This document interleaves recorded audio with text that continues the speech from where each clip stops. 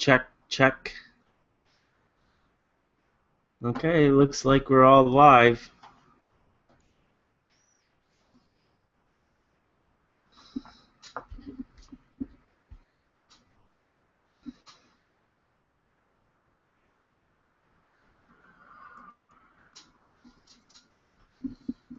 And I need to find my hat.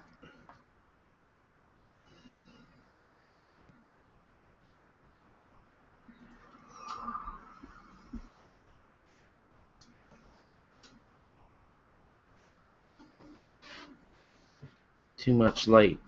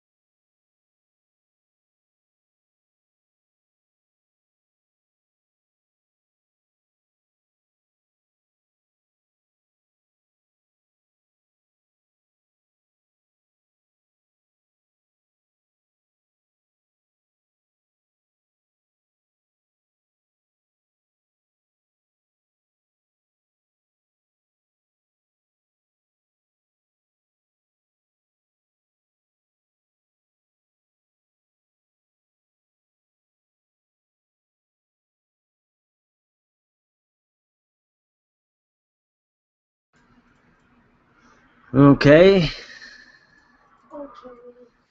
So, here we are, the Modelers Guild Live pilot episode, I guess you could say. I put out an email through the email list and a message on Facebook. I don't want to make a big production about what's happening today. I just kind of want to test the episode, run this for about 2 hours, and see how it works out. For most of the video, you're not going to see my face because I'm just going to be building models during this show. I think that we'll be able to get by not building the models I build for YouTube, but actually the models I build for clients. Something that I usually don't photograph too much or take video of. I really can't, in my mind, I really can't get paid to do these things, to provide these builds as entertainment for you, because it would take extra time, and that wouldn't make me a very fast and efficient builder.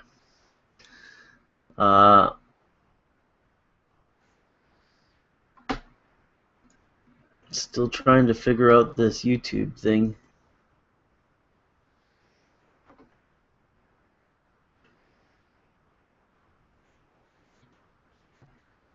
Okay, so also this other video pod or whatever you call it, it's not a podcast, it's a hangout. This other video hangout that I was part of, we had lower thirds names and stuff put at the bottom. I may do that. However, I'm just going to focus on building models today and seeing how many people show up through the social circles. I've never done this before, so I don't really have a huge expectation of turnout. And hopefully a couple of the guests will show up too. I'll send those links off to them.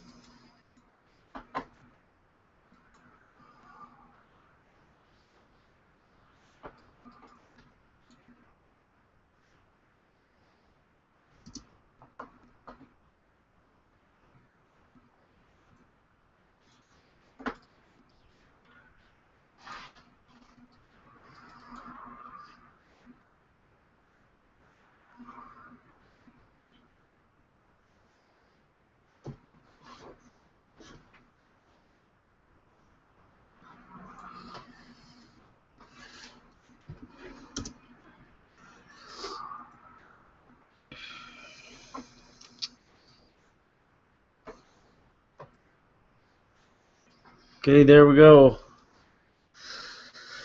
So, what I'm building today is Chicago L. I have to transport this to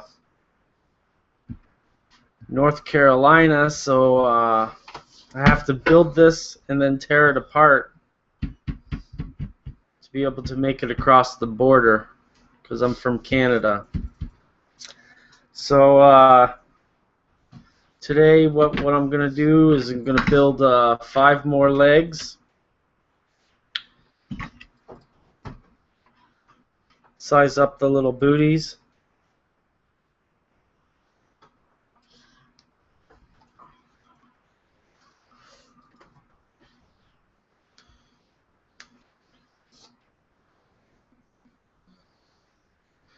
They're a tight fit.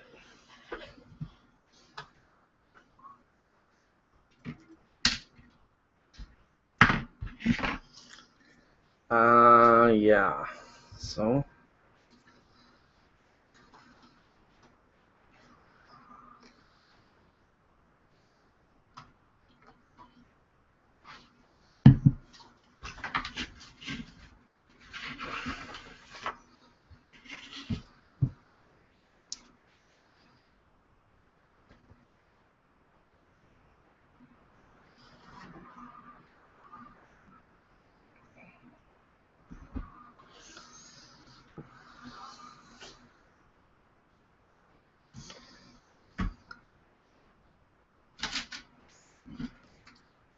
Okay, so I found the stick that fits nicely inside the leg. So what I'm going to do is build these legs around the stick. Oh, actually, I'm going to start off with the tops.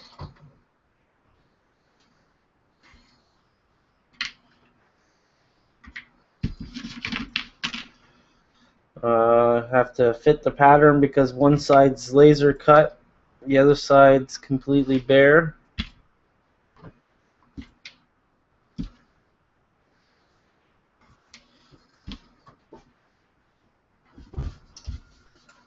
Looks like I got too much of one side.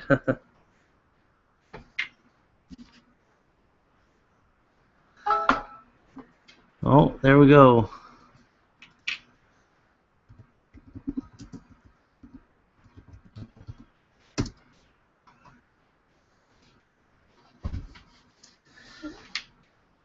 Let me grab a couple more of these pieces because I'm going to need to.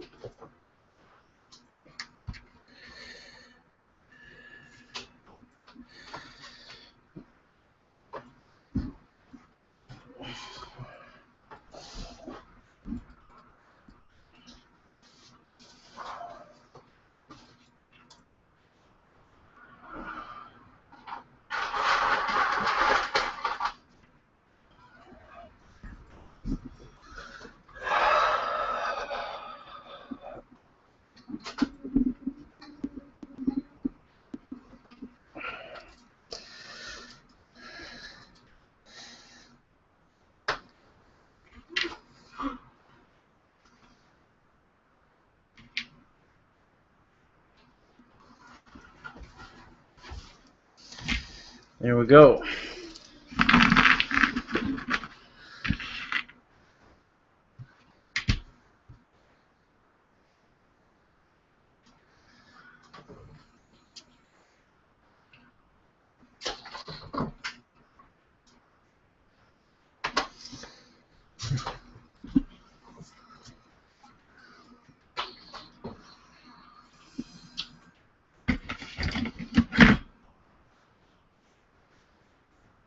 Can't find my knife right now.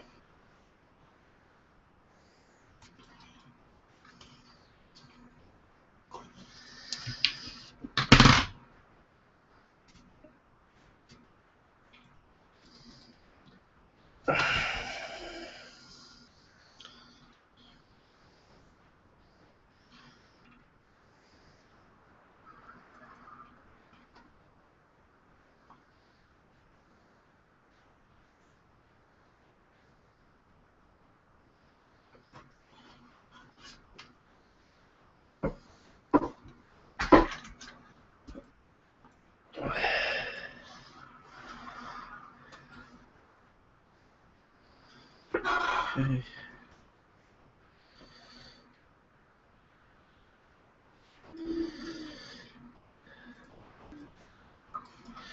This weld bond and glue sticks real quick, so all you need is the clamp on it for a few seconds before it tries to dry.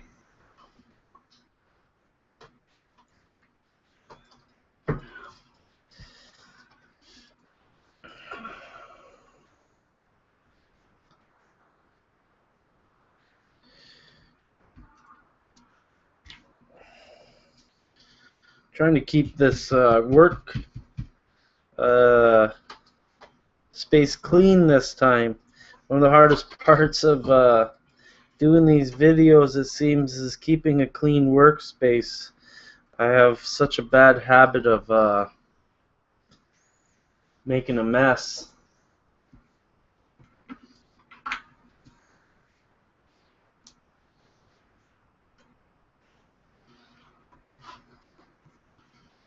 Good. Wipe away the excess glue.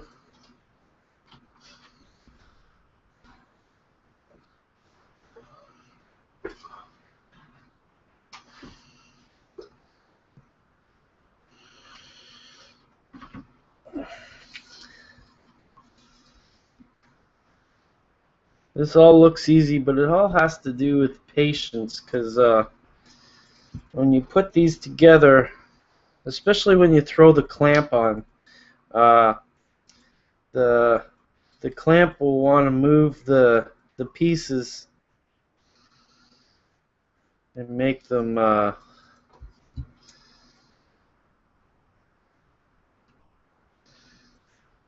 crooked. So let me see if I can show you. So you gotta kind of grab the edges so they're all nice and square, and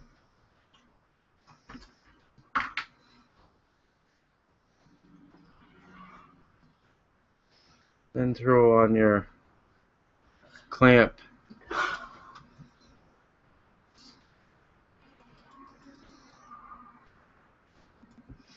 There we go.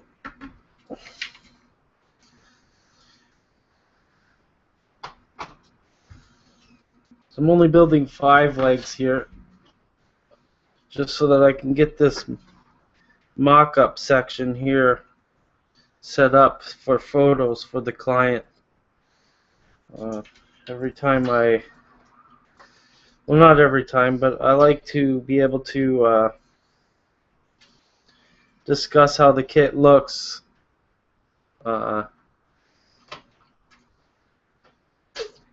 when I get to a point where they can see what the kit's gonna turn out to look like.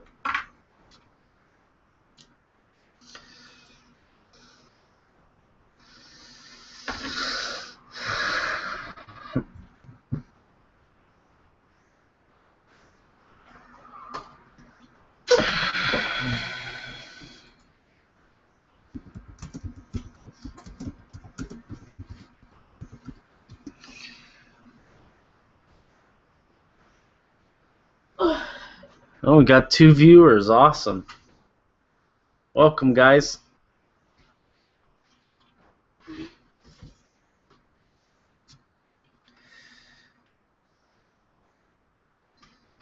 So we see the tediousness of model building. This is it. This bridge I'm building is actually going in. There's 18 feet of this bridge. So I think there's 16 sections. I don't know if that's true. Could be, let me think, 3, 6, 9, maybe 12 sections this big. So I got a lot more legs to build because these are the first ones that I have.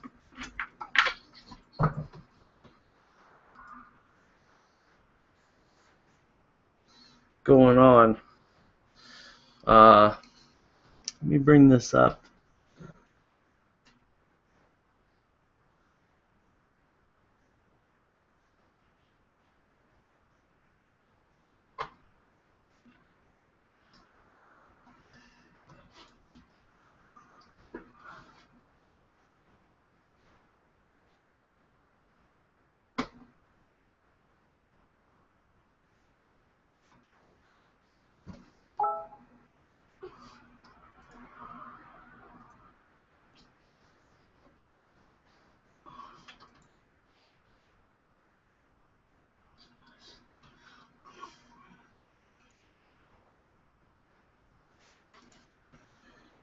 It says Q&A is disabled.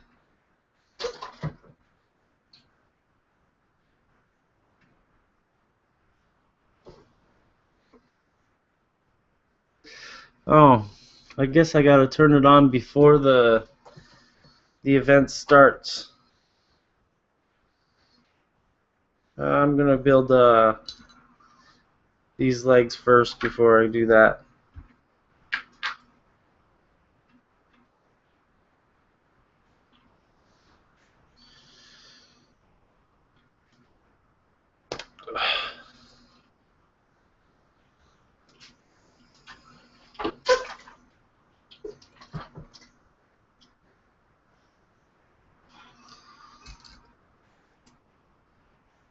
Okay.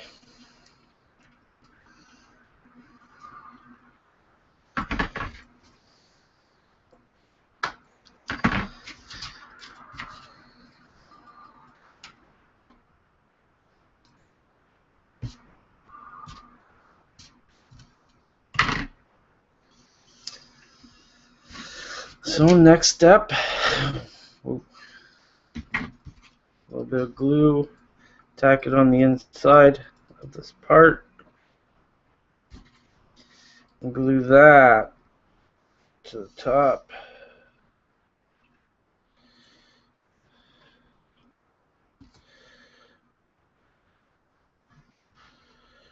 Make sure it's straight because it's not going to get any straighter once it's glued. Once the glue is dried. I really need another clamp around here.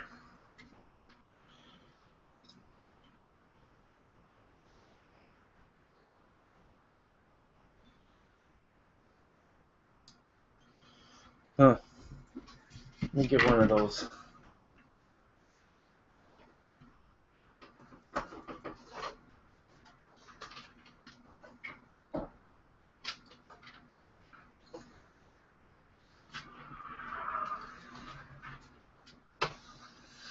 These little dollar store clamps are invaluable.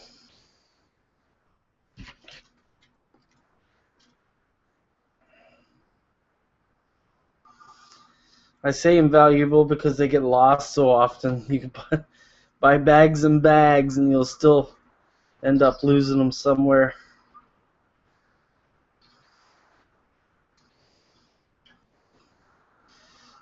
The wife likes to close chip bags with them. My daughter likes to use them in crafts. Okay, so I got the top clamp to the girder piece. I'm going to put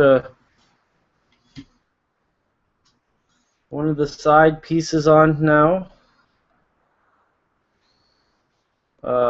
I like to use weld bond glue because it sticks. It gets tacky real quick and it dries real quick. So it's not like a wet Elmer's glue that you put it on and the piece slides around, endlessly slides around. I've tried many types of glues, and this one not only dries perfectly clear, but also it doesn't make it a challenge to glue a piece on because it gets tacky real quick. The way I add glue to a part like this is I put it on my finger and I slide my finger along the edge to get the glue on it.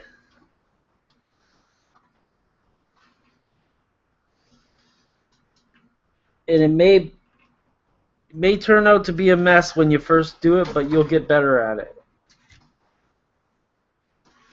And even if you do make a mess, it's not a problem because after a while you'll figure out how to sort it out. At this point right here, I'm getting glue on this stick. The part's glue into the stick. It might look like we got problems all around, but we really don't.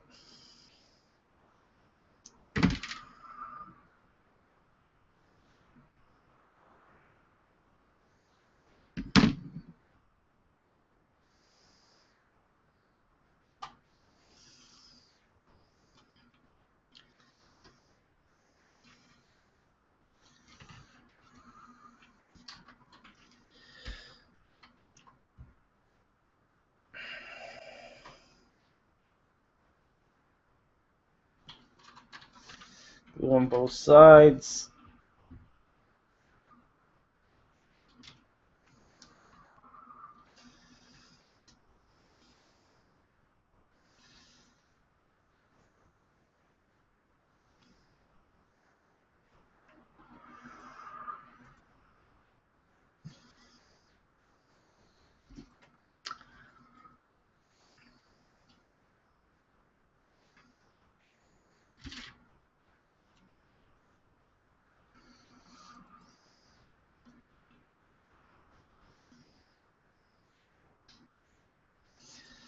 There we go. Glued and ready for the next step, which will be to glue this cap piece on.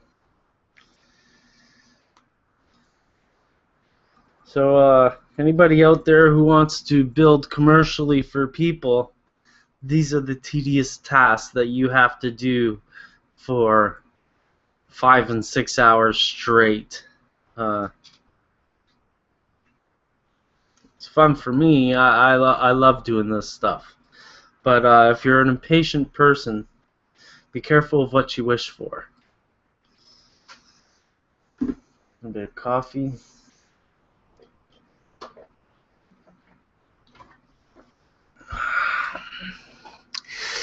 Got 3 viewers. Welcome, guys. Thanks for watching. Next time we have the show up, we'll be doing a Q&A. Actually, at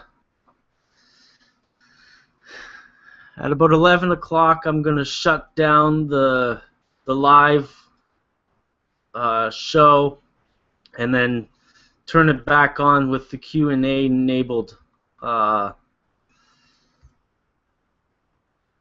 think maybe it would be a good idea to do that just to test it out today. Main reason why I'm waiting until 11 o'clock is so I can get a leg finished here.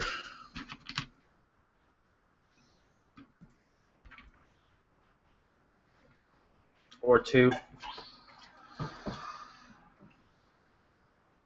It's sure nice to have another host or 2 to talk to while this is going on. If you're interested in being part of the show, contact me on Facebook. I don't bite all the time.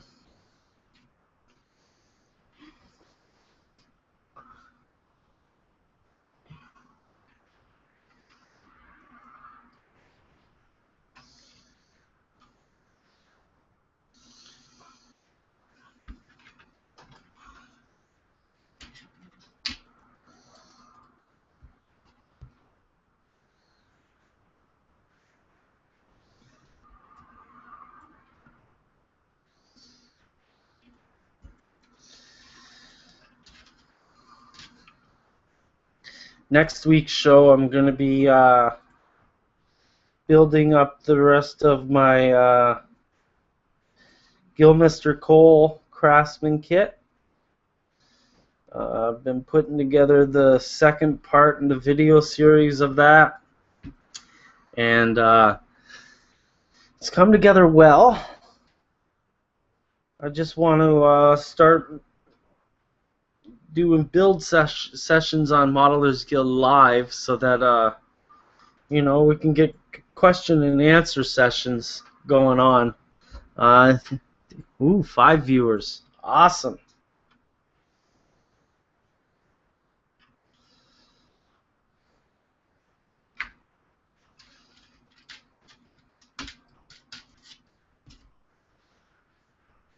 Awesome.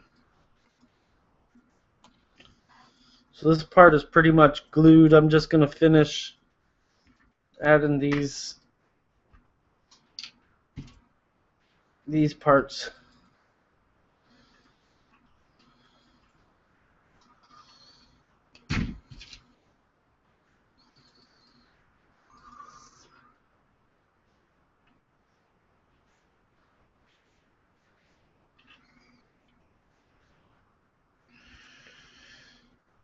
So a lot of people worry about how much glue they add to a model. As you can see, I add a lot of glue. Well, not a lot, but it seeps out everywhere and you can see it.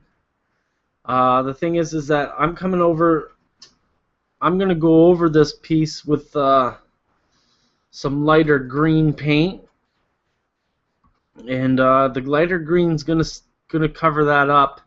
And if that doesn't cover it up, the weathering at the very end of the model building will. So this is never really an issue because it dries perfectly clear, and you'll never see it in the end. I have built probably about 25 models in the past 6 months, and I haven't had a complaint once about how much glue I've added to the model. My models usually don't fall apart.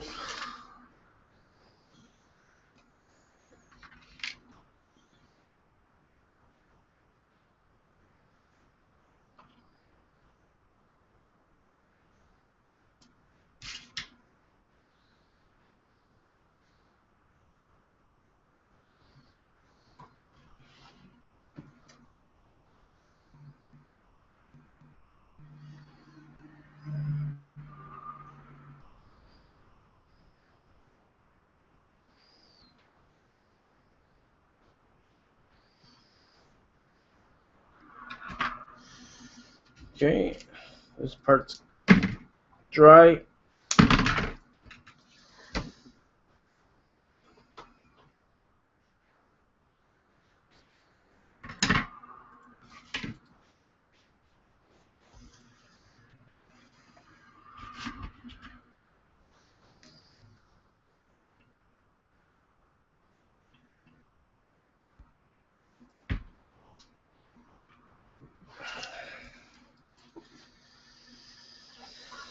Okay, so a little bit down this side.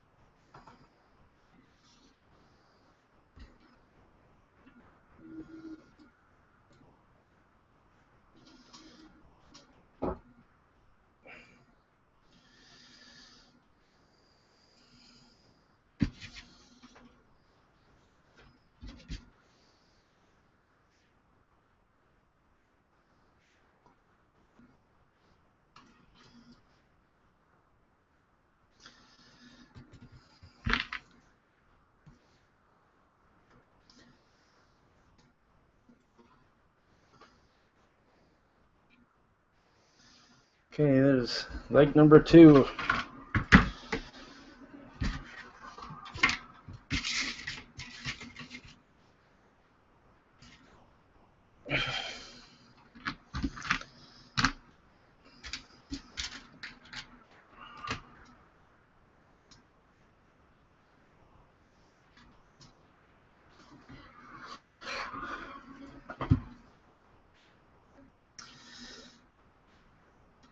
Again, I'm just sliding the glue down the edge.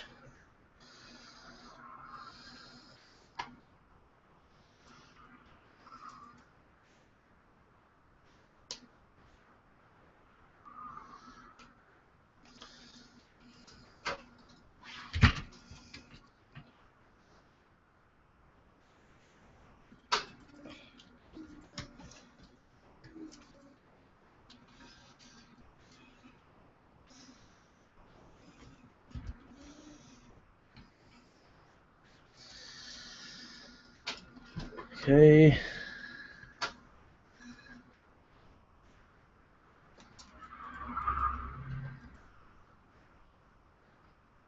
So like I said, that was just a pilot show. In our next episode, next Sunday at 10 o'clock.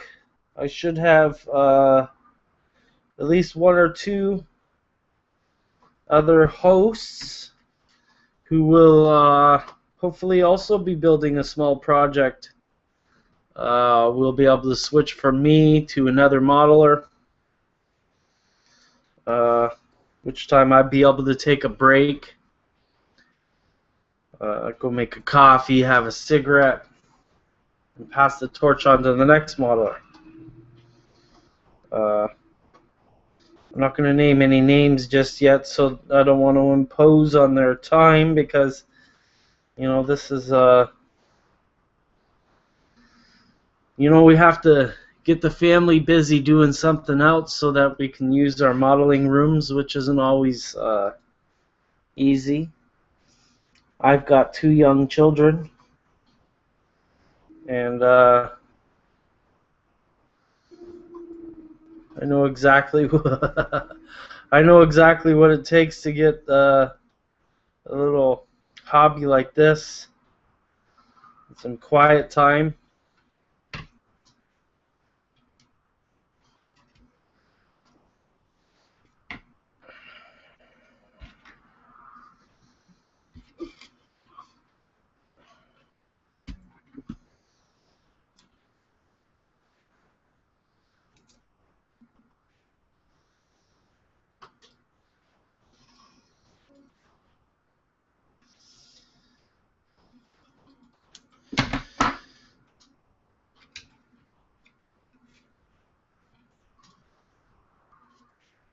Okay.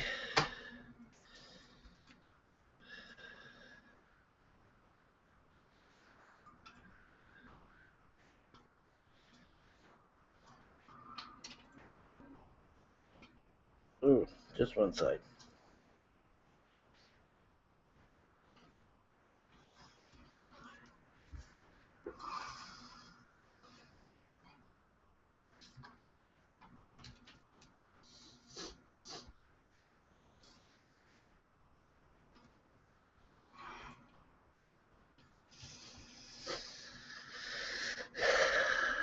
Oh wow, we're up to 10 guests. I'm surprised and humbled. I know it's pretty boring today, guys. It's just a pilot show. I'm just trying to work out the kinks. I found out already that I was supposed to start the Q&A plugin before I started the video, so that little feature's out right now. If you want to make a comment on the Facebook group, and I'll look over that in a few seconds here.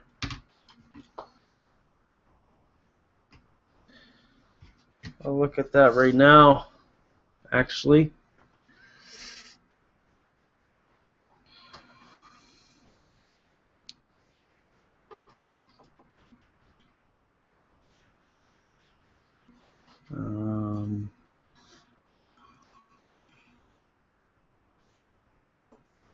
In the Modelers Guild group. No.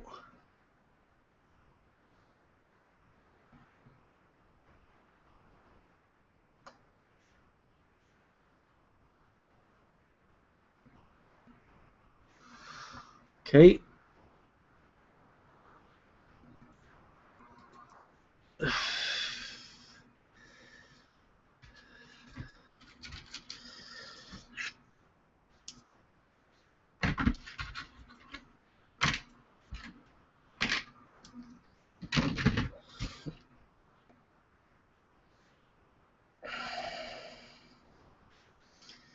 And getting these legs off the sticks is probably the hardest part. I just start at the end and peel it out.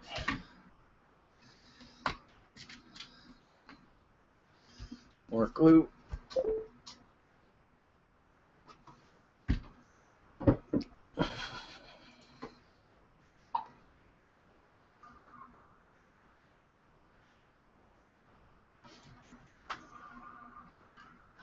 Oh, got our first comment. Awesome.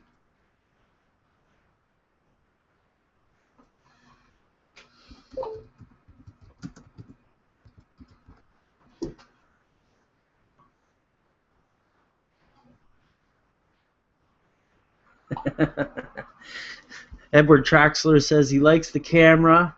He said mine would be shaking from cats checking it out. And Chester Festmeyer says, love your glue applicator. Yeah.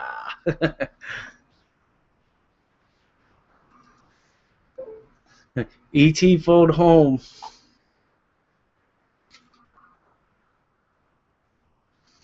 Wow, the comments are coming in. Thanks, guys.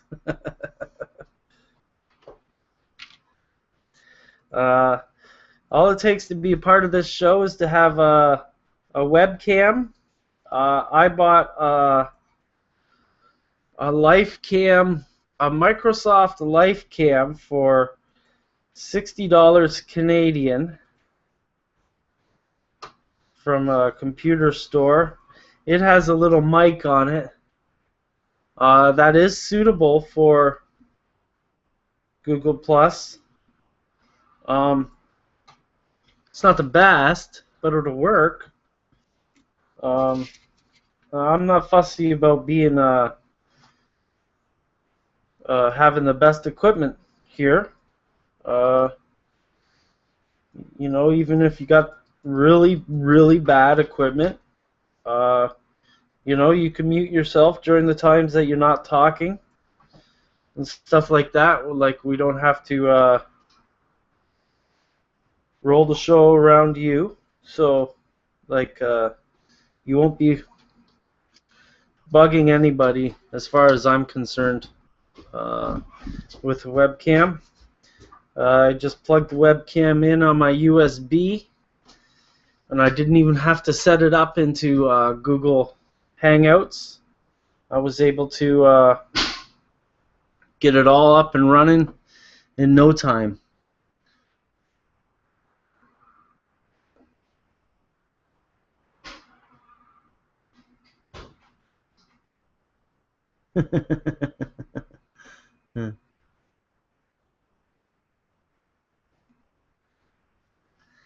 So, you might be saying to yourself, why is such a dark green on the model? But if I put the leg up against this leg, you can see that on top of the dark green, I put this light green that I've colored the same as Depot olive or Depot green. It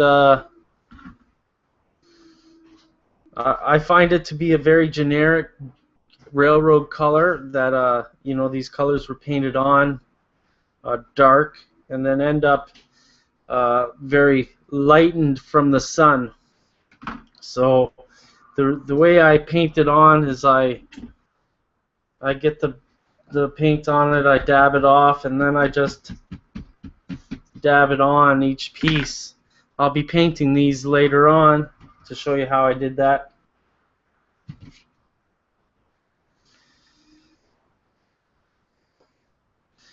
Can I start at the end, peel it off? Use my fancy glue applicator. If you have any problems viewing this show, please say it on Facebook there. I don't care if it's public. I like the fact that we're all talking about this on Facebook, even if it's a huge mess. Let me know. Chester and Edward, sure would be happy to have you on the show.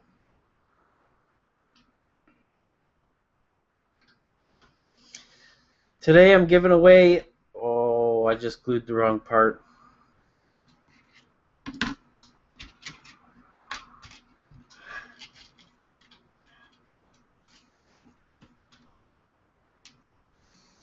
My son would call that an epic fail. Right, Dill? Right.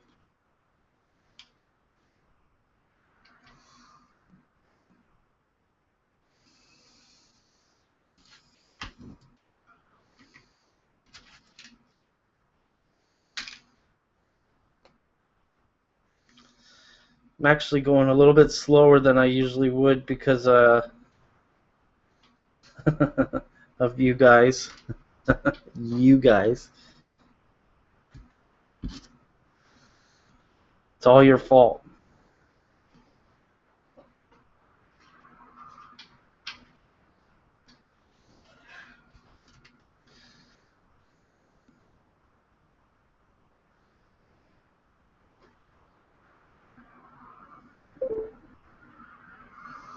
More comments coming in. I can hear my beep beep.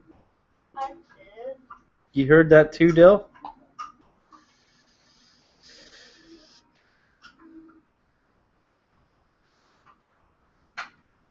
Actually, what I could do is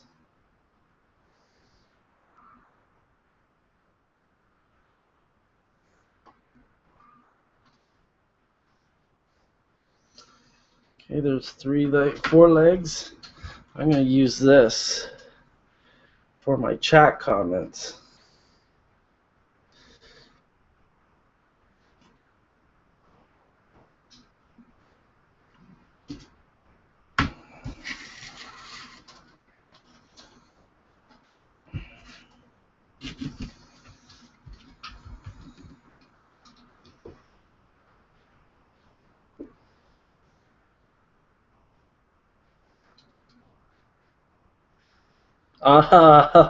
Yes, I agree with Edward Traxler. Chester is a Jordan's vehicle's god. Um, Actually, I don't think I'd ever be able to do a Jordan vehicle justice. It's all good, Dill. Because the parts are plastic, number one, and I like working with wood. This is all wood. I have a terrible time gluing plastic. I don't know what it is. I recognize the fact that it's probably the easiest task in all of modeling.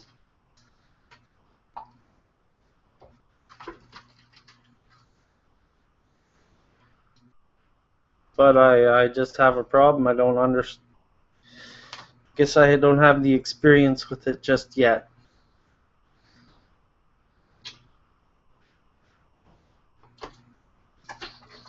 Probably not the right materials too. Be good to have a plastic guy on the show to be able to bounce questions off of. I'm not an expert. I like to ask questions too.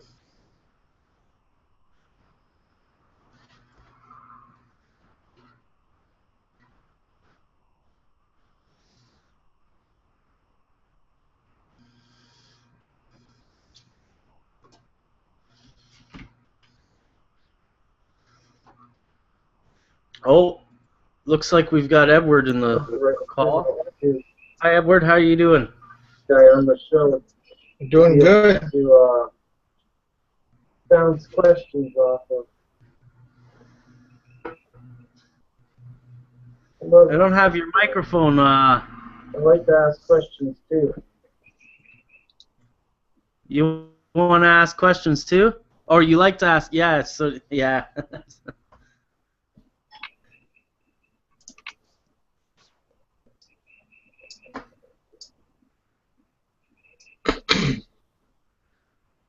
Let me turn on. Oh, looks like Edward's mic there. Yeah. Hi, Edward. How you doing? On the show. Doing good.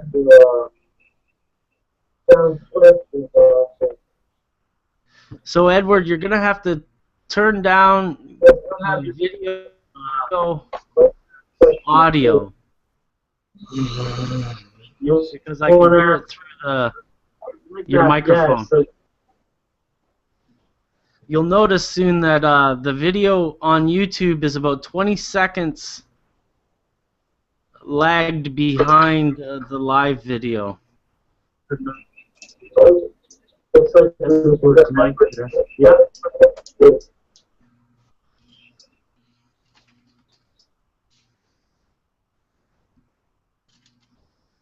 So how do you like it so far, Edward? Oh, I might have you muted. Figure where all the controls are. Where's the microphone? Well, it's actually working today. I mean, unlike yesterday where, let's see, microphone. Come on. You got controls everywhere. Up in the upper middle is where all the controls are. You got control. Oh, man. If you're talking about your microphone volume, you may have to go into your Windows control panel for that. Oh, no. Yeah. Volume. Well, okay. Otherwise, Google takes care of most everything, and I've got you turned up all the way on your mic. All right, test. That's halfway. That's good. Sounds Okay. good here. Yeah, I was confused for a second. I opened up the Hangout video feed and the YouTube video feed, and like you said, there was lag. I was like, what the heck? I'm in like an alternate universe or something. Yeah. This is pretty cool. This is neat. It is. Can you see the viewers down at the bottom?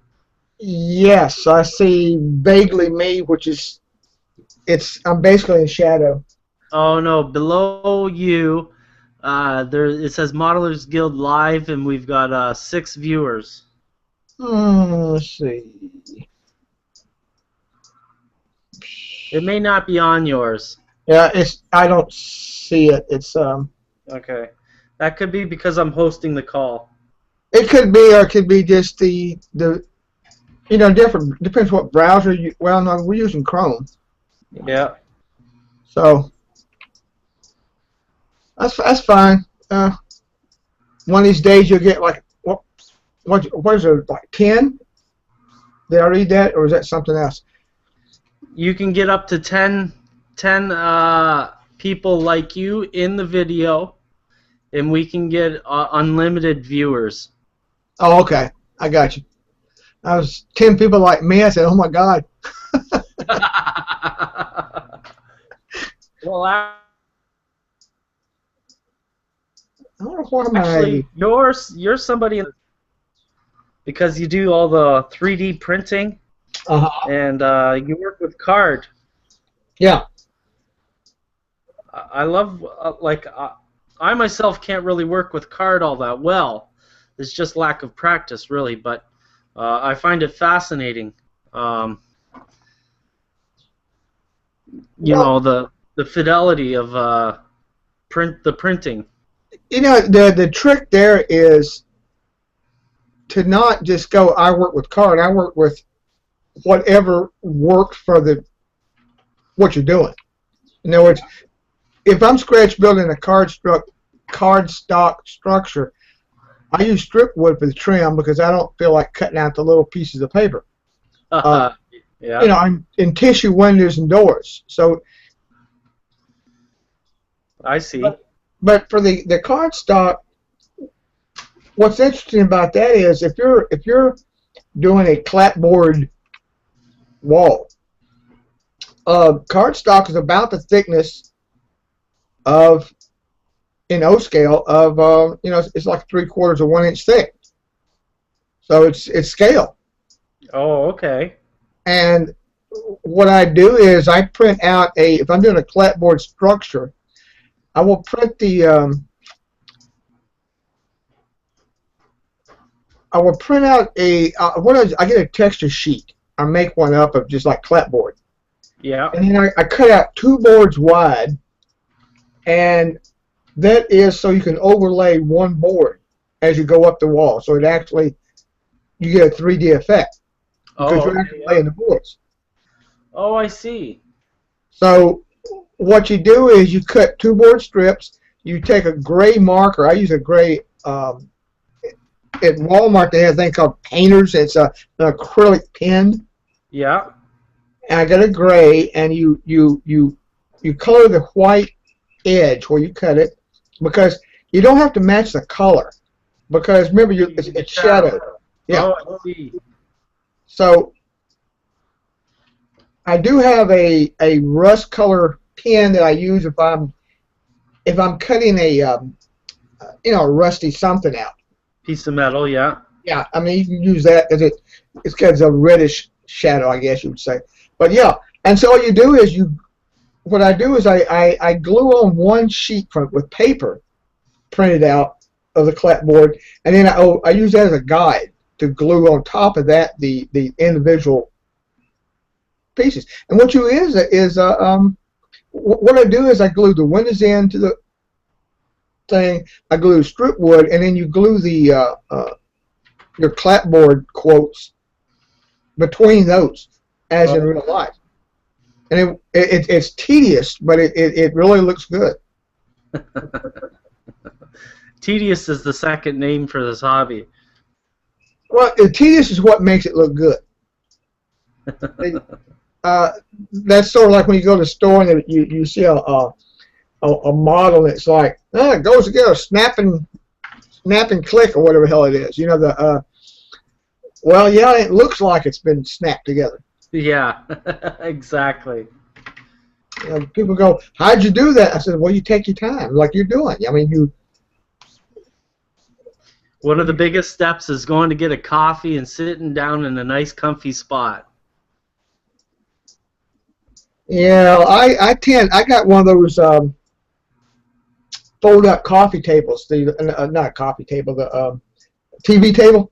Yeah. Little wood ones. And I put that usually by my computer. That's a good idea. We use one of those as well. Yeah. Well, you know, it's like I sit there and I got my computer running, and I'm multitasking. What you're as you're doing now, you're modeling and talking and filming and all that. Yeah. So this 3D printing that you do you use SketchUp for your modeling? Yes, and it's not because I'm cheap. Okay. The SketchUp, I'm still using SketchUp 8. They got a new one. It's called SketchUp Make, I believe. That's the latest version. Okay.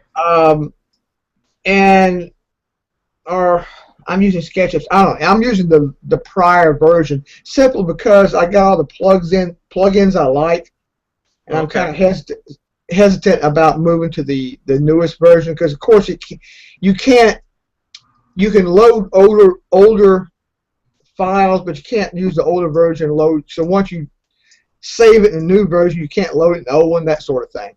Yeah. The usual computer upgrade, we won't play with the last version stuff. Proprietary bump up. Yeah. Well, see, now Google sold SketchUp to this other company. Oh, they did? Yeah. So it's not. It's been a year, so it's still SketchUp. You can still get the free version, and you can still buy the professional version, which does more gee-whiz stuff.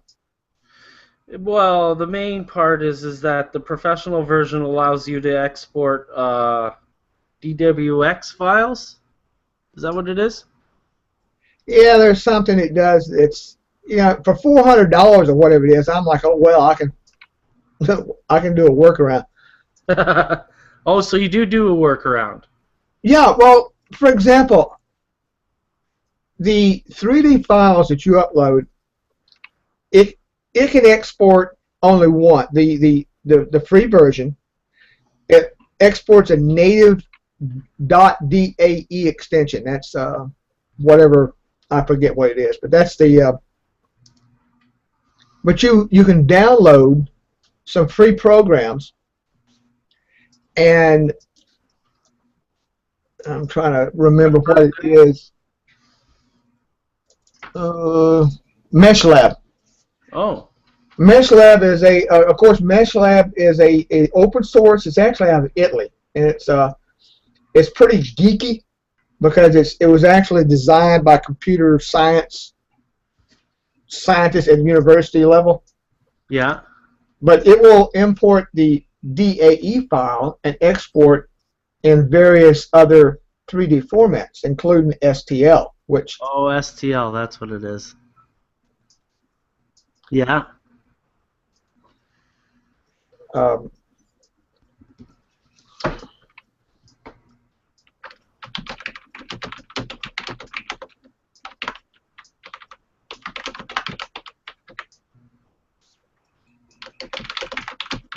yeah. I'm telling somebody where we're at. There are various formats, and as everything else, it changes over time. I still like the STL because I'm familiar with it. It's not that it's anything better than something else. You know, that sort of thing. You get used to. Yeah. Yeah. But you've got MeshLab, and then you got this other program called NetFab Studio Basic, which will fix a lot of the errors. And of course, you can purchase the Gee Whiz version and pay big bucks, or you can use the basic version. Good. Now, if you're prior military, you can buy a version of this pretty advanced 3D program. I can't remember offhand which one it is. That like $100. Oh, okay. Or $50 or something. I mean, it's low Reasonable. prove you should serve. So that's a pretty good deal. It's like $1,000 program. Yeah. What's it called? Let me see. So I can Putting you remember. on the spot here. It's let me. I'm trying to remember. I'm trying to.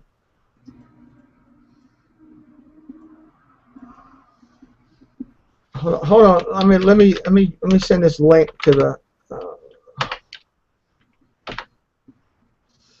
Let's see. Well, Our friends from Indonesia are watching. I just was told. Hi.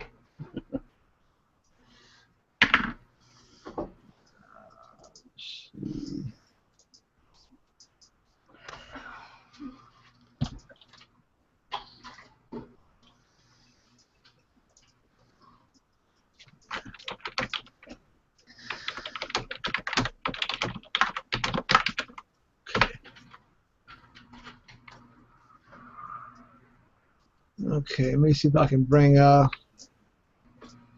what is that program? Oh, I do the cheat. Go to Google search and look for 3D software, and I look. I go, oh, that's it. Google's it's such a funny thing, like on my phone all I have to do is say, okay, Google, and I ask it a question, the most obscure question I can ask, and it comes out with a fantastic answer 95% of the time. Yeah. They For the people who fear Google, I feel that your life has been stunted. Well, to an extent, there's it's like people are, they're watching what I'm saying. Well, I'm not saying anything that's going to be illegal. I know. And when I do a Google search, I'm happy if they suggest things that I'm interested in. To me, that's the technology working. The utmost of convenience. I don't want to know anything about adult diapers. I'm not doing anything. I'm not selling dope, and I'm not talking to Russian spies. So, I mean, I don't care if the NSA looking at what I'm doing, but I'm not doing anything, so I don't care. Yeah. I agree with you completely. Uh, I think we're scared of the unknown, and we don't know what the unknown is. yeah, but that's nothing new. That's been that way. That was 100 years ago. That people were. No, I'm serious. So true, so true. Yeah, it was SolidWorks. SolidWorks. Isn't SolidWorks. that's an expensive program, isn't it? That is an expensive program. You can get the military.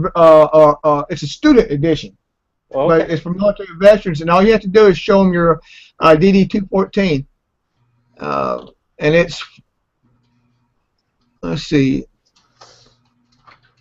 I'm trying to find it. I'm looking at their page. I'm trying to see what the price is for the student edition.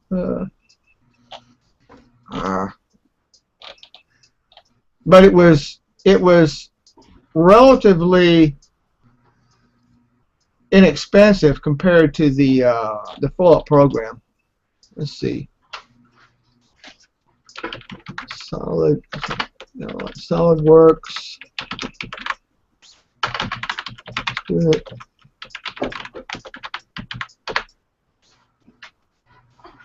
Okay, it's like 86 bucks. Not bad. Yeah, so I mean, yeah, compared to whatever the SolidWorks itself is let's see. In the thousands. Oh.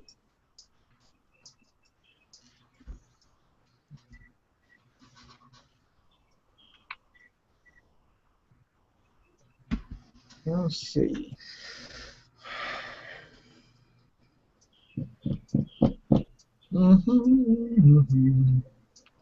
Come on. How much does SolidWorks cost? I mean, the one thing about it, you type in something like that and you get all this stuff there. $3,995. Well, I laugh, but it's probably probably got a team of developers, and the cost of building a program like that has got to be astronomical. So. Well, and it's also the fact that if to a certain extent you charge what part of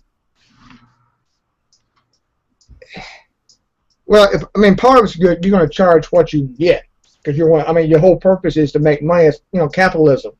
Yeah. It's sort of like it gets me when the far left. Excuse me if anybody's offended by that. That want everything to be free. Yeah. And it's like, I will go to Clever Models, you're talking about cardstock, and purchase their texture sheet of clapboard siding, $1.99. Well, they went to the trouble of piecing together a nice looking clapboard siding. I'll give the guys $2. But you got these guys be running around, they want it free. They don't want to pay $2. Yeah. It's like, in a pure society, everything should be free. They should give it to you. Yeah, you just leave politics out of it because I'm a lefty too. I am there's a program called a website called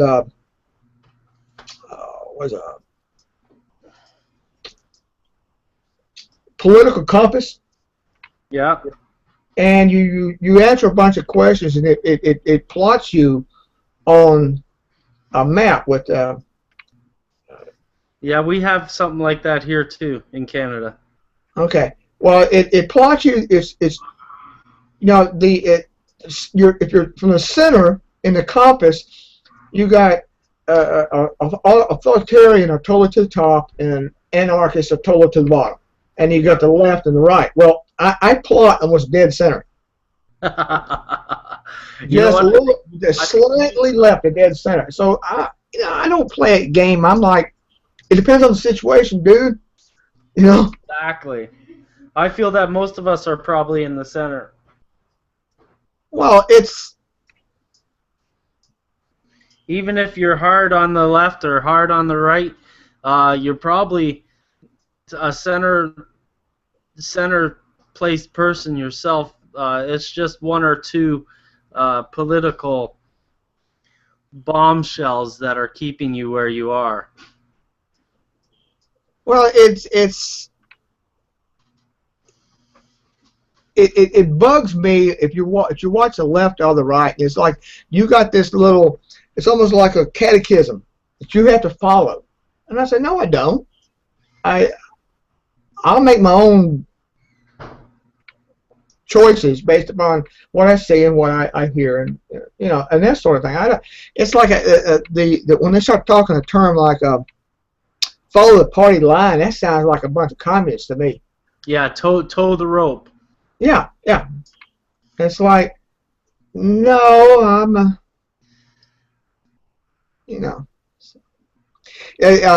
for a while there, I thought I was a libertarian. Well, I mean, which I agree a lot with, but then I don't believe that. I believe there are times when you need to take action against a bad guy. That's just me. Yeah. It's. I told somebody the other day. I said we were talking about that, and I said, I was in Iraq during the first Gulf War. Oh, thank you for your service. Oh, thank you. You're welcome. As a Canadian, I thank you. Well, I mean, yeah, but that's just okay. But the point was is that these guys all surrendered to us, and we watered them and fed them and all that, and then we didn't hate them. It's like you see all these people going, oh, bomb these people and all that, and the military guys will say, why? Exactly. Bomb our anger and hate are two different things. People say things in the heat of anger, but they say it in a hateful way, which has so much it's so permanent. When that's not really what we are when we're a human. Well, I just said that a lot of times the military guys are more want peace than the people jumping up and down around because they don't have to get into it. I'm saying if you're the one that's got to go out there and get on the sharp end of the stick, you're not so ready to go do that. Unless you feel it's necessary. I mean, so they're like, oh no, well, talk a little bit. It's like the singing of the Russians in Ukraine. And, well, they sent some troops to Poland. Okay. That's nice politically, but it doesn't do anything militarily. No. If the Putin wanted to come in there, he might not come in if it would kill a bunch of Americans. But, other than that, that's not gonna stop his war machine. That's a scary situation over there.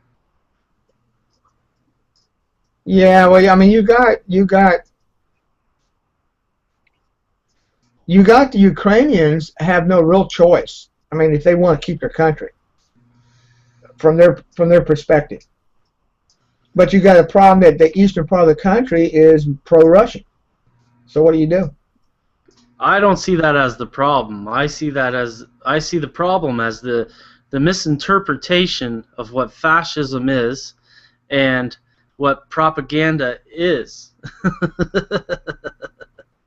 I feel that on the Russian side, they're saying a bunch of factually difficult things to explain on state media, doing the 24-hour cycle.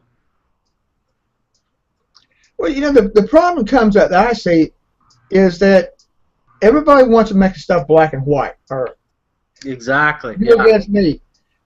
You've got the fact that the Soviet Union broke up. Ukraine was the breadbasket of the Soviet Union. Well before Chernobyl. But so you slice off a piece of a country and go, well, now you're Ukraine or something. Well, you've got a whole section like Crimea that's actually mostly Russian speaking, not Ukrainian. And I can understand why the people would want to be, the other side, because that's who they're ethnically aligned with. And when somebody draws stuff on a map and says that's a country, those are borders there, well, you're dealing with people there's ethnicity and that sort of thing. It's kind of, but you're doing politics instead of reality. So, I don't know the answer, but I know it's more difficult than it appears what the news spits out. True.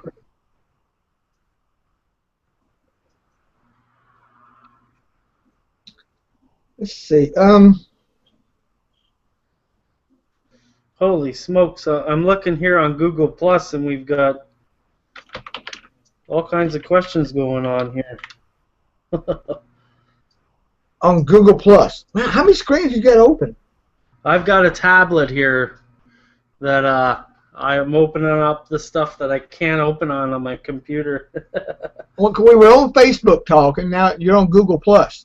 I'm trying to. This whole thing is going to be so fragmented.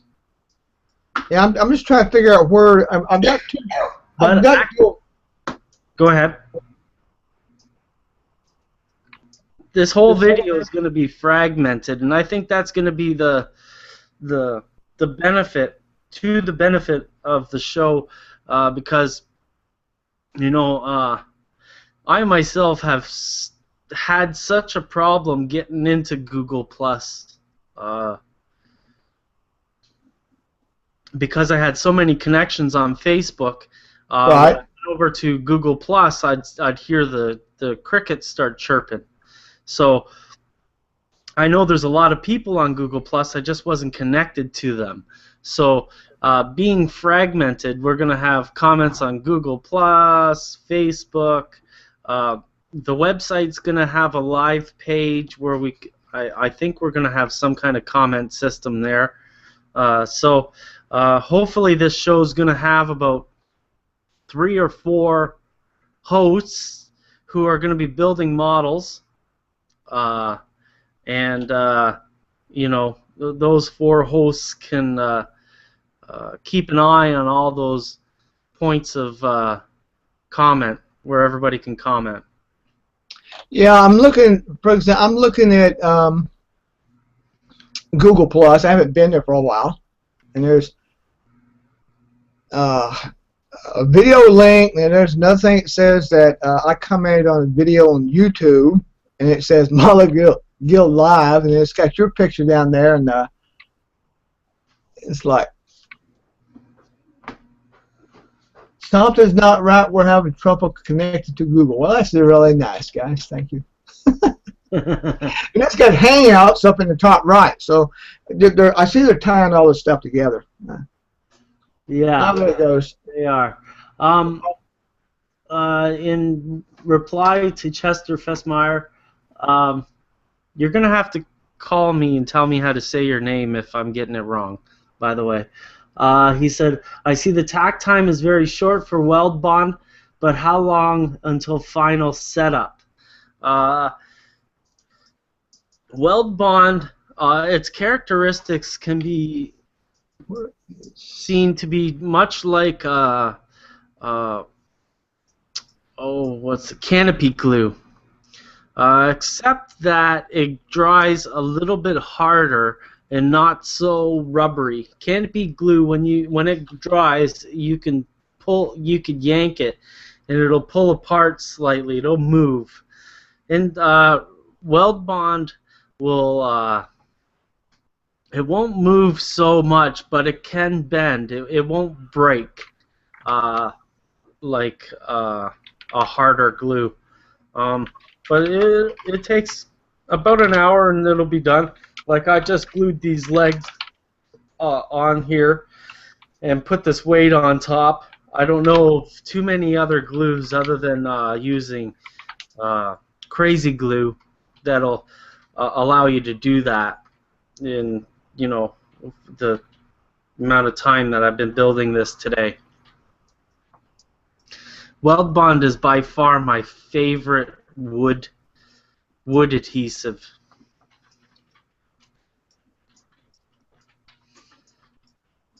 See. Southern 8099 said, "What am I building?" This is a kit by ImagineThatLaserArt.com. This is the Chicago version of the elevated rail. This is a 2-track setup. Currently, I'm building a station section with ladders, but that's not painted or anything. It's still basically in the box. I'm just de-spruing it. So I just wanted to build this today so that I had something to build. This kit, probably mid-June, I'll be able to show a video of this kit installed, 15 feet of this installed on a layout full of carnival rides.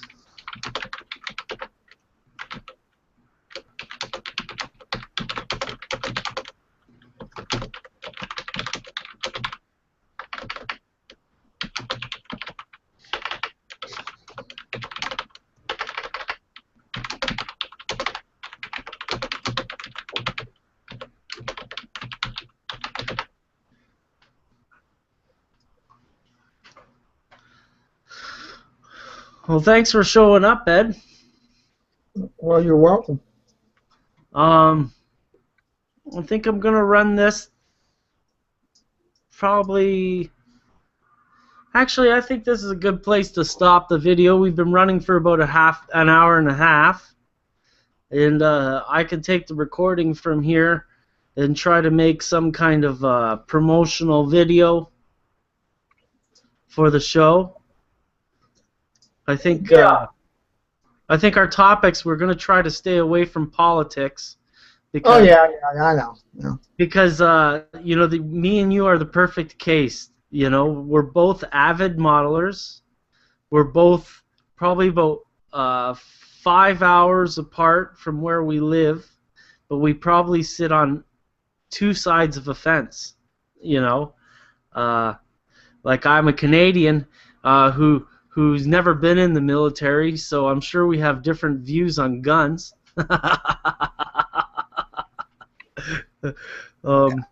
Canadians don't have handguns, by the way. It's a law across the country that you have to have a firearms license and be licensed for handguns to be able to even hold one, let alone have one in public. So. Well, I don't have one. It's not that I'm kind of against them. I just don't. It don't interest me. It's something that is a hot topic. Is my point, and you know, everybody's. You know, we're all. My views don't sit on top of yours. You know. I'm just saying that me, I've got a shotgun. That's it. I just don't. The rest of them, just don't interest me at all. It doesn't turn me on. I don't. To me, it's a tool. It's no different than an axe or a knife or something like that. It's to me, somebody can. I went to Walmart the other day. I was going to buy me a little fold-up spade, like the army spade. Yeah.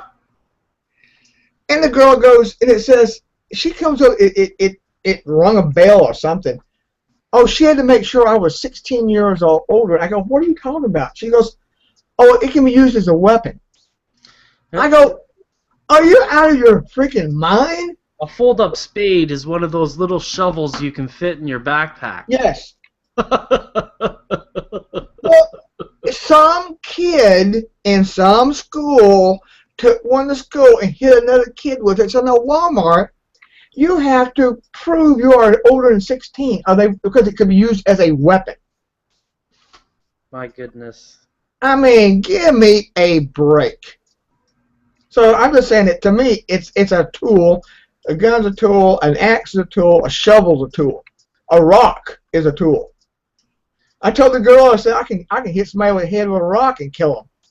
You know, that's going to help people a lot more than mental illness programs. Oh, that's going to help everybody. I don't see how having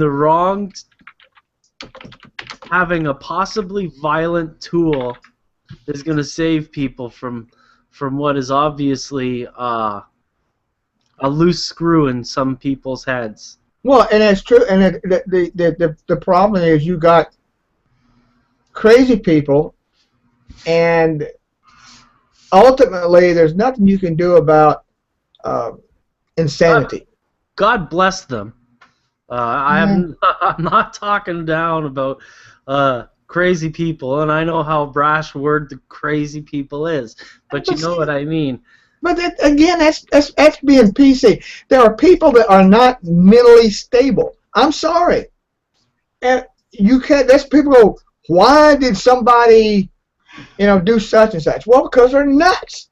What is so hard to understand? Yeah,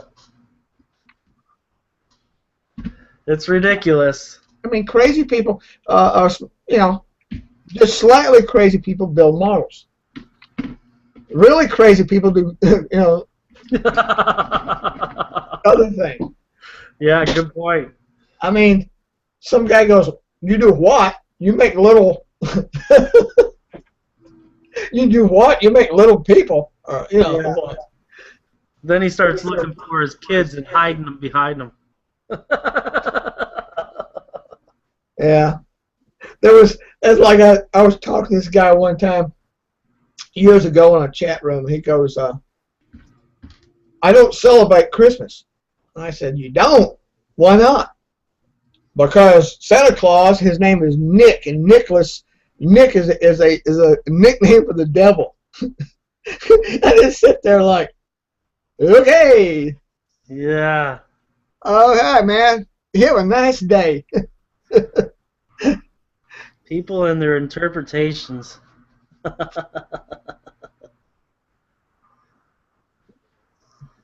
Well, see, now that's my liberal side sticking out. In which case, I'm happy that I read one time that Easter came from was actually was a pagan holiday that was co-opted by the Christians, and they're like, blah blah blah. I go, no, it was.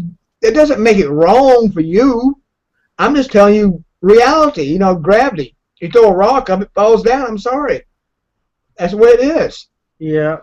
And it makes sense that you send in priests back in 2,000, 1,500 years ago into an area where the pagans are, that you're going to move your religious holidays around to align with the local pagan holidays so you can make use of it. I mean, that's just logical.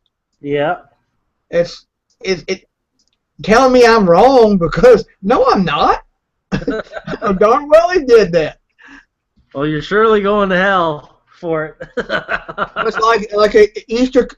They go, well, about the Easter Bunny. I says, well, because it was a spring rite celebration, rebirth, and eggs and rabbits were, what's the word? Fecuid. They was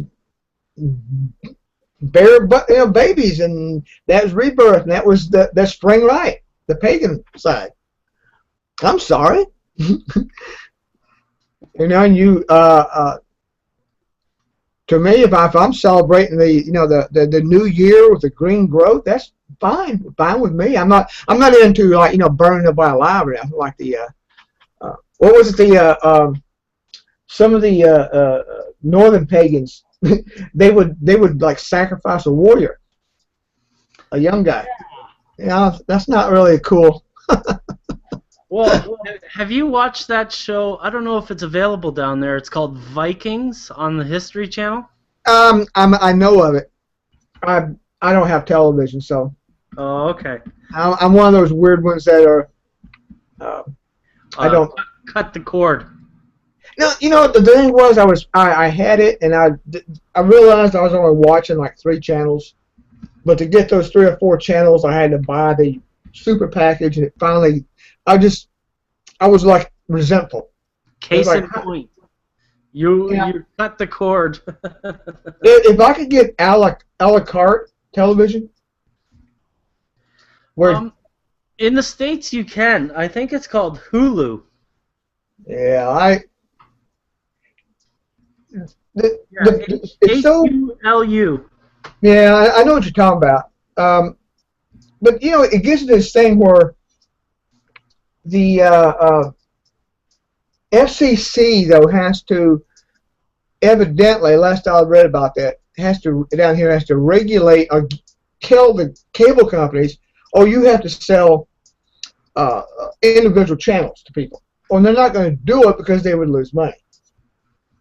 And it's all political. They're like, well, if we did that, then that little cooking show that's on at 4 o'clock in the morning, they would have nobody watching them, and they would not have a job. I'm like, and what's your point? I know. Well, I mean, you They can't. won't have a job. It doesn't matter down the street, the factory that just closed, but Well, worry about the cooking show.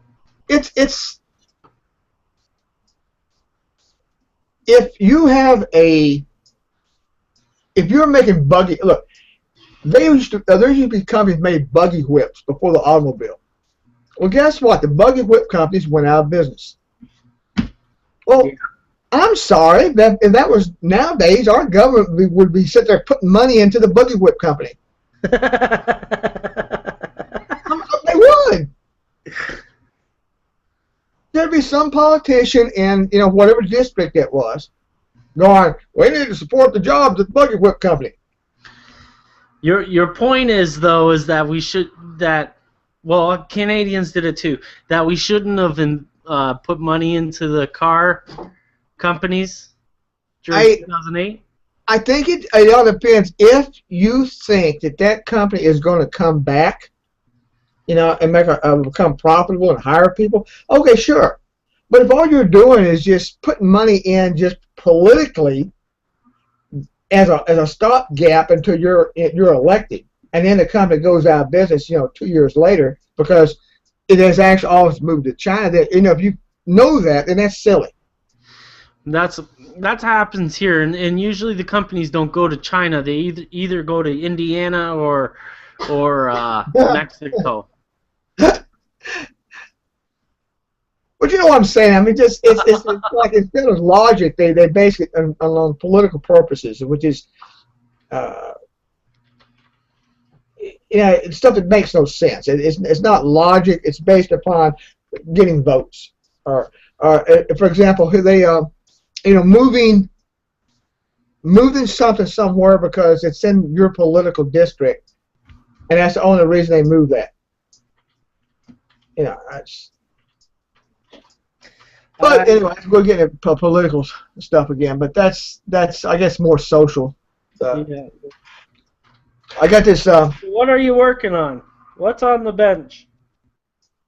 I am putting in a grade crossing. Oh, yes. I seen that yesterday, didn't I? Yeah, I was poking at it yesterday. That's why I showed that to you with my iPhone. I had put in a grade crossing, and I used just regular plaster, white plaster. Well, the problem was, I noticed that when I was gapping my tracker the other day for another project, and I noticed that the track eraser was hitting the asphalt, in quotes. Yeah. It was rubbing off the gray, and the white was showing. Mm-hmm. And so I'm like, well, that's kind of dumb. And I realized that when I did it, I was still new at it. And if I had just if I had just added some color to the plaster, that wouldn't have been a problem. Yeah. And I tell people the difference between an expert and an amateur is just that the experts made all the mistakes in the past. Exactly, and they usually have the components, to overcome it.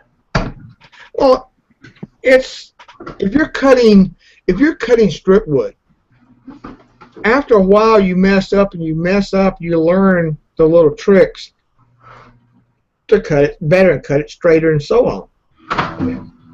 And after a while, somebody goes, "How'd you do that?" And you go, "Oh well, blah blah blah," and it's, "Oh wow, well, it's because you messed up so many times, you know not what to do, or gluing and so on." Yeah, so true. The other thing is when you're I'm not talking about a front face of a model, but if you're doing the back of a model, breaking strip wood with your nails and fingers is perfectly a legitimate thing to do. Well, it's like you're using that big glue applicator, Yeah. You know what's funny? The brush you just grabbed. You're familiar with Trolls Kurt? Yeah. And his video, and he's painting stuff. He's got this brush like the size of what you're using. He just like this guy's like. Everybody's like, "Oh wow, your stuff looks so real," and he's got this brush the size of Pennsylvania, I know, right? Yeah, it's like because he's an artiste. And he sent me his DVD 2 years ago to review. Right. And this guy literally takes these Canson papers, he puts them down on his desk and just slathers colors. Yeah. Like he dips it into one color, slathers it with the big brush you were mentioning, dips into another color, slathers it on. It just goes like that, and then he uses a paper cutter and cuts it into strips. Uh-huh. And that's what his clapboard is. Yeah, or his roofing. I mean, it's just 4 colors. What's that? Go ahead. What was that me? Oh. Yeah, he used it for his roofing. For example, his roofing. Everybody's like, "Oh, where do I buy, wood roofing for my model?" And Trolls will sit there, like you said, he'll slap a bunch of colors on a piece of paper and cut it in strips, and there's his roof. Yeah, that's it. That's it. He does paper for his clapboards, roofing, any number of things. Actually, it's a really good video to watch because he gets the big brush out and just goes for it. Like when he was weathering his one of the cars, a box car or something, and we sit there and get this little micro brush to get in there, and like he's got a brush the size of what you're using, just slapping paint on this because he's using it like a canvas. Yeah. He is a painter. That's what his job. That's what he makes his money off of. Yeah. Landscape artist. Well, not just that. Did you see the one he did of the World War I airplane? He did one like a dogfight. Oh, really? Oh yeah. I mean, it looks as good as anything you'd see in military modeler. Huh. Or he did some railroad scenes like locomotives and that sort of stuff. So I don't think he has any limits. No, once you get to that skill level, it's just whatever you want to do. Well, another thing is his layout, which is so great, and the reason is because he models like he paints. It's a painting. Yeah, the line between scenery and building, there's no big difference. Like they fit together.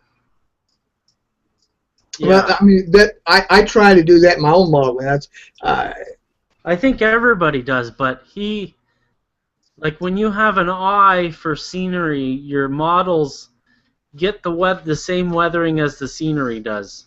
Yes, because he sees the whole thing. It's all inclusive. The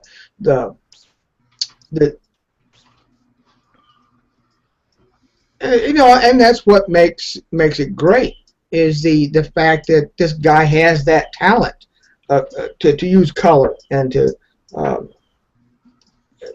visualize the texture and so. I mean, if you look at a close up of his, a lot of his stuff is actually pretty crude. Yeah. But from any distance, it makes sense. Because he's like you said, he's flowing that color and that texture and that feel, and the eye fills all that stuff in. Totally. When I was in school, art class was one of my favorite classes, and instead of skipping out of class, I'd go with the other seniors and hang out in the art room. Right. One of the biggest lessons my teacher used to beat through my head would be, while you're painting, stop painting and step back from the painting about 4 feet and squint your eyes. And that's she said that's the way a painting should look, when you squint your eyes, and if Right. it all looks fluid and together, then you're on the ball. But if you see a spot that doesn't fit in, that's the spot where you have to go in and add some work. And something that's allied to that is I forget what it was. Somebody posted a link yesterday to one of the blogs for the one of the modelers, one of the was it FOSS, FOS. Anyway, he was in this article, his blog, about taking your time when you're modeling. Yeah. And I replied back to it that I'll do something and then I'll stop and I'll walk off. If I'm doing scenery, especially. Yeah. You add a rock and then walk off. Don't add 20 rocks. Add this one rock or paint this one little area. Then, like you said, you stop and you look at it from a distance. And you walk around the other side and you look at it, and then you walk off and go get a sandwich. And you walk. That will percolate in your brain. Totally. All of a sudden you'll go, oh yeah, I need to do. You get like a flash of inspiration. Yeah. And it's not magic, but it's almost like it is, because probably your subconscious is thinking about this. We really don't put enough effort into giving our brains credit.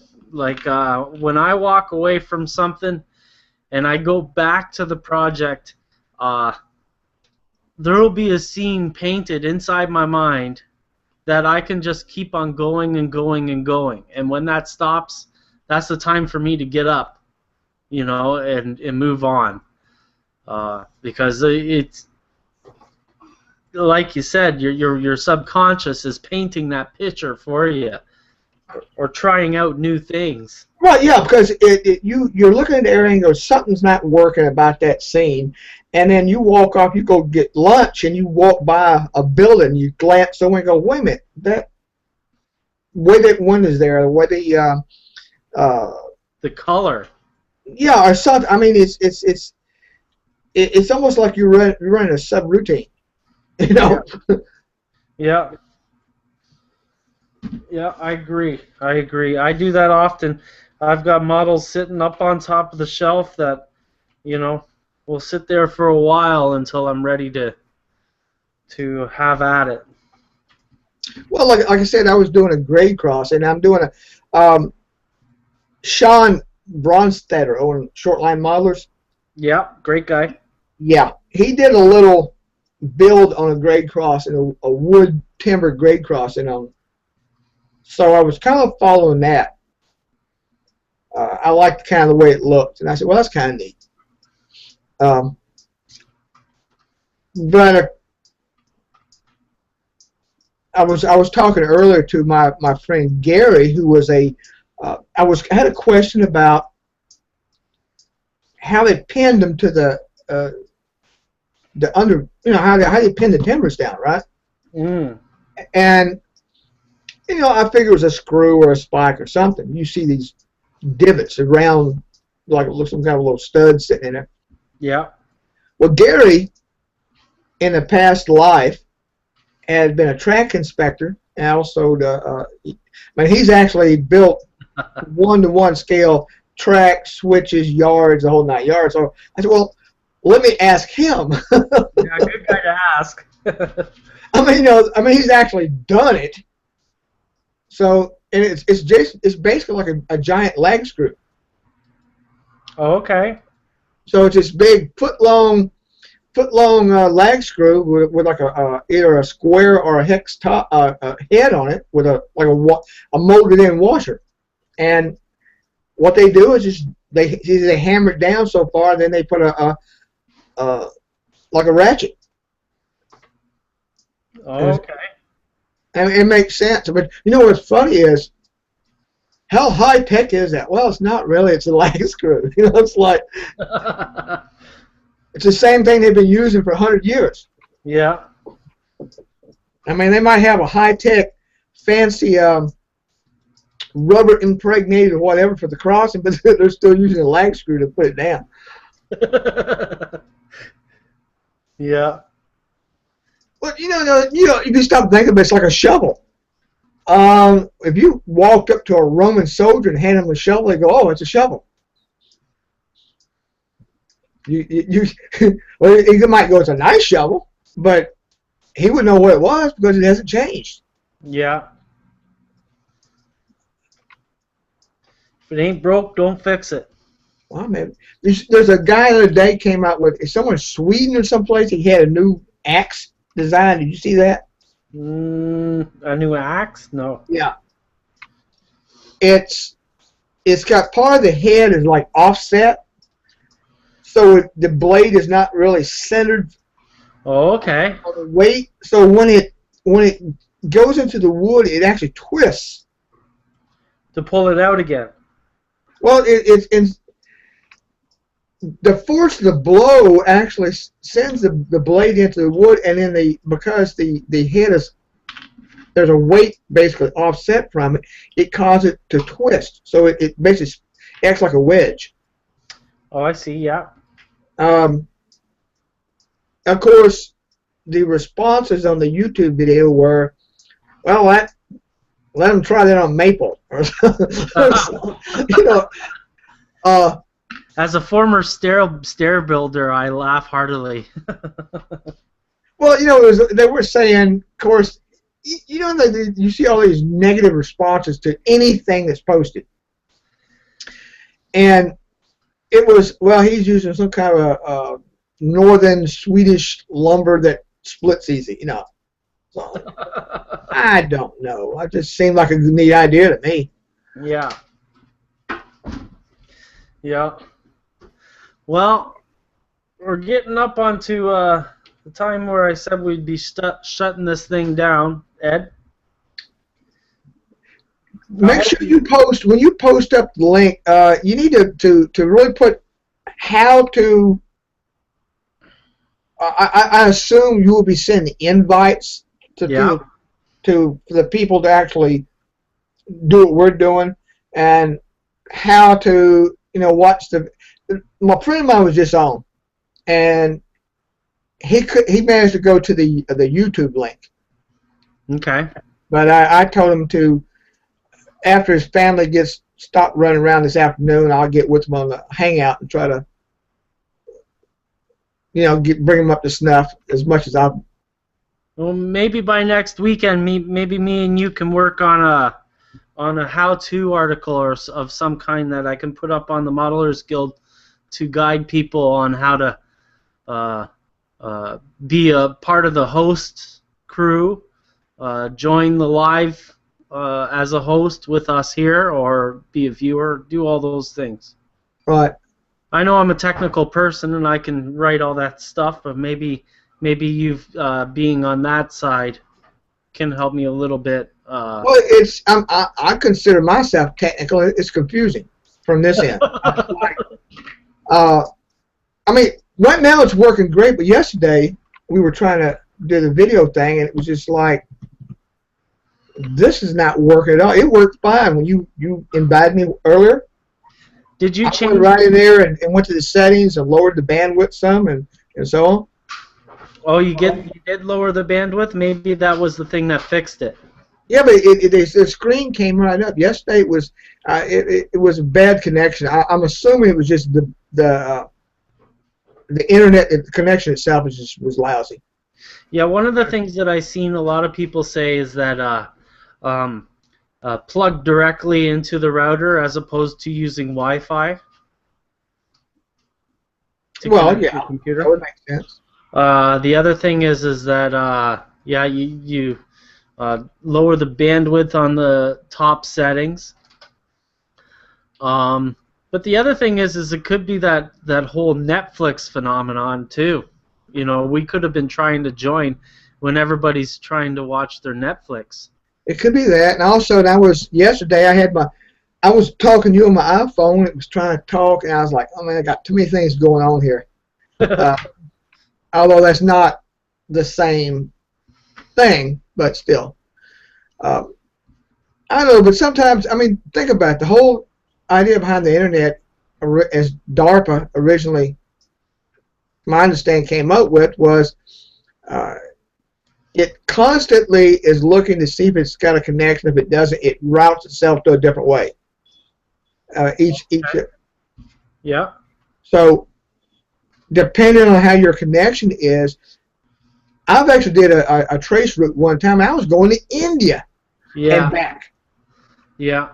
You know, so people. When I was in Kuwait in 2003, 2004, that is, and I was actually sent over there because the network. They was having network problems with the our munitions software, and the general actually asked me, Sergeant Traxler, why is there, all this delay and problem? And I said, well, sir, you're going through 27 jumps to get back to the States. And he goes, but I can see that, and we were actually hooked to the ASP, the ammo supply point. Yep.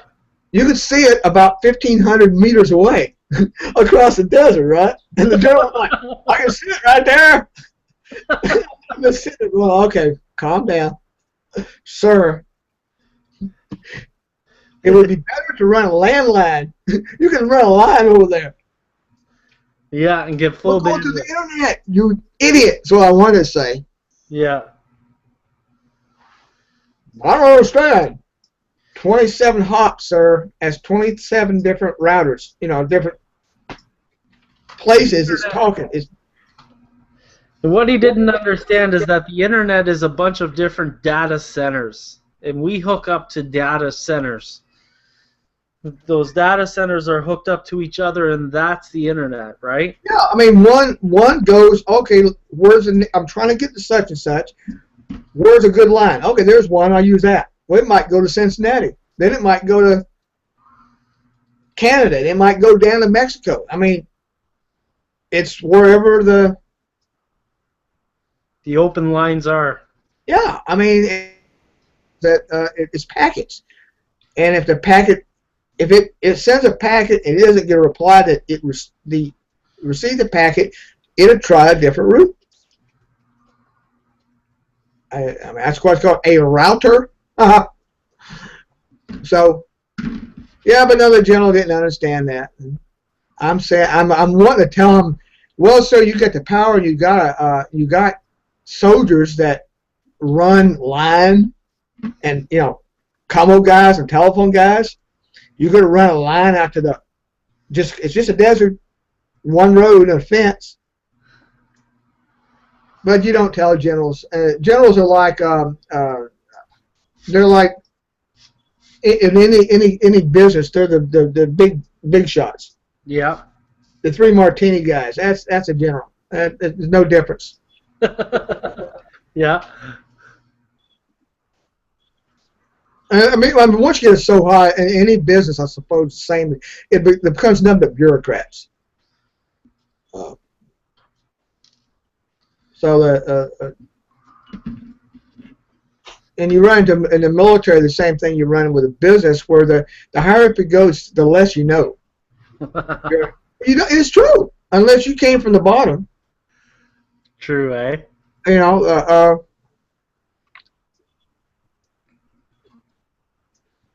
you instead of going to the lower level guy, the guy that's working on the assembly line, or the sergeant, and asking them what's wrong, they ask some big shot. And the big shot, what does he know?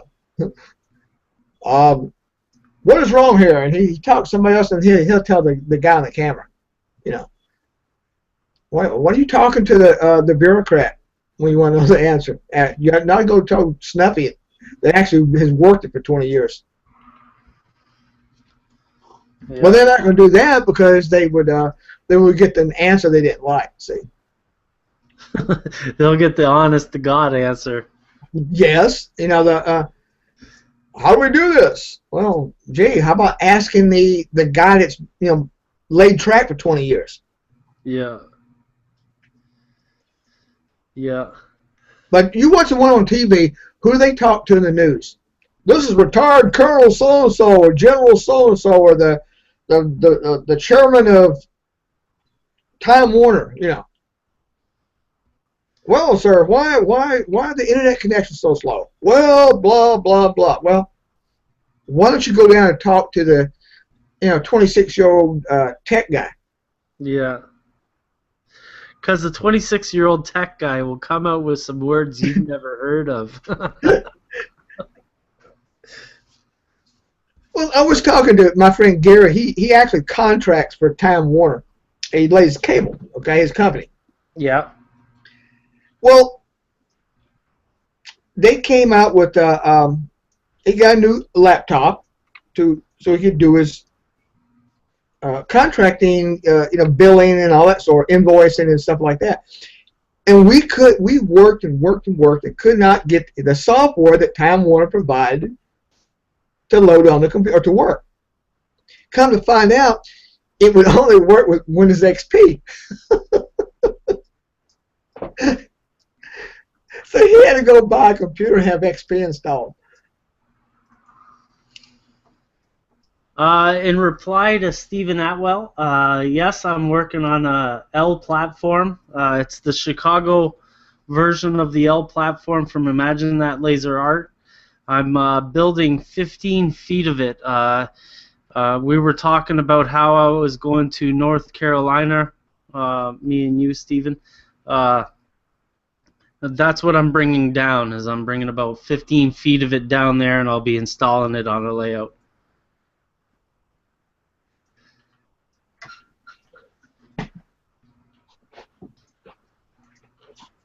Just for your information, Ed, that was a question that was on the Google Plus events page. Google Plus events. Let me see if I can get to that. Okay, where's... Okay, click edit. I'll link to you through Facebook. Come on, there's Google Plus. You should have just got a link from Facebook. Okay. Man, it's too many. I got too many.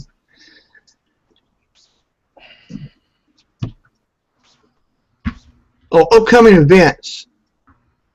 View all. And then on the left-hand side below the video, you should see comments.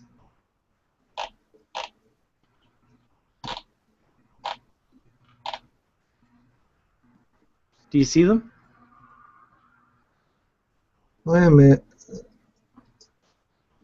I'm on Google Plus, and it says upcoming events.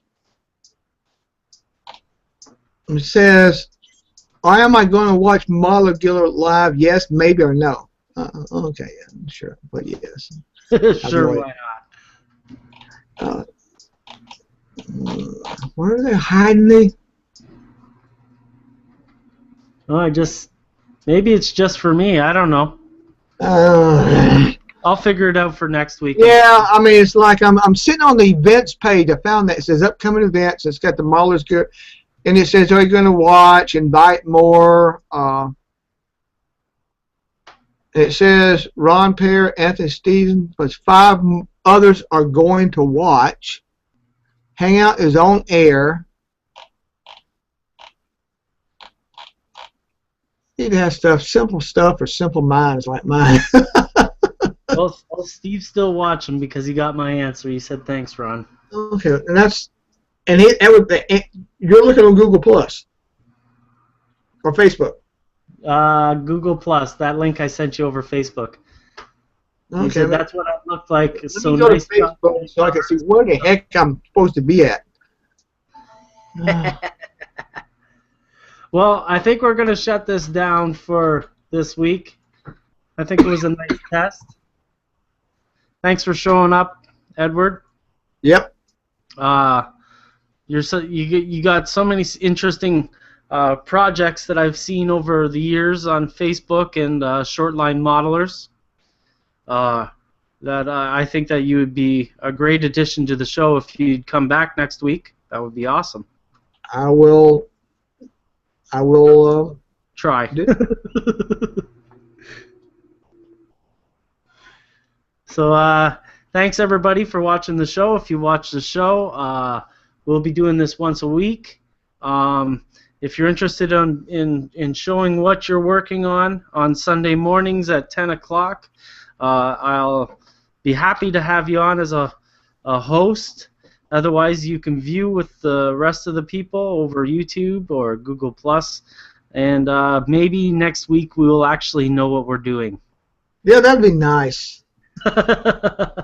Okay, bye. Say bye, Dill. All right.